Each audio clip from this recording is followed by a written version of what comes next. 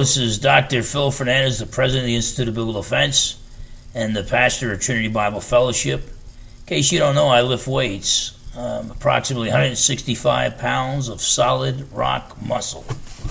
And 35 pounds of body fat. That's my grandson. He makes a cameo at times. Today I'm going to be talking about the King James only movement. The King James only movement.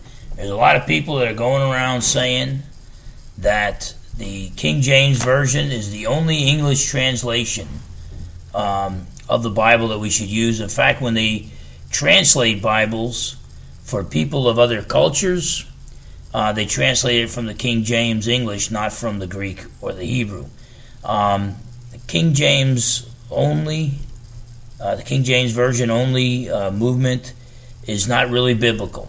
God wrote the Bible in Hebrew, and he wrote the Bible in Greek. The Old Testament primarily in Hebrew, the New Testament in Koine Greek. And so we should try to go back to reliable manuscripts to make the translations. And the King James Version of the 1600s is actually no longer really in print. It's a later edition, 1780s or so. If you went back to the 1600s, the spelling would be so difficult, most Americans wouldn't even be able to read it. And so languages evolve, and you need Bible translations. If you're in Germany, you need a translation in German. If you're in England or America, you need one in English.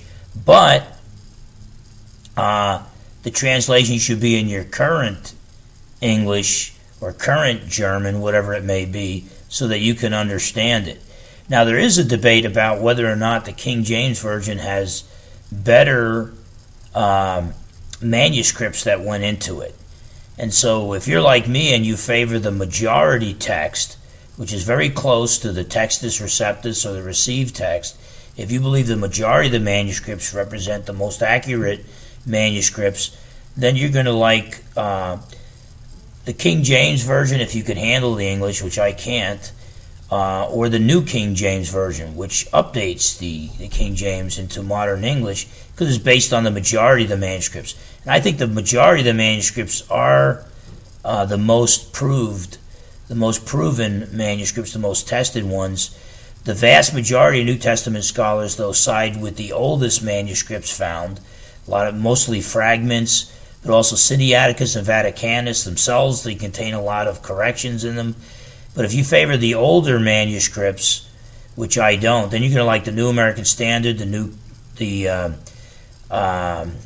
New English Version. You're going to like any one, the NIV, any one of these newer translations that are out there. So the only new contemporary English translation based on the majority text is the New King James Version. So that's what I preach from. But that's not because I don't agree with the New King, with the King James only movement, who act like if you're not studying from the King James Version, it's not really the Bible. We've got to do the work of translating it from the Greek and the Hebrew, but the question does come down, which manuscripts are more reliable? The vast majority of the manuscripts, and I would agree with that, but most scholars would favor the oldest manuscripts, which I consider to be untested compared to the majority text, but whatever the case. So I would recommend, I think the best versions that are out there would be the New King James Version, if you like the majority text. If you like the older manuscripts, the New American Standard Bible.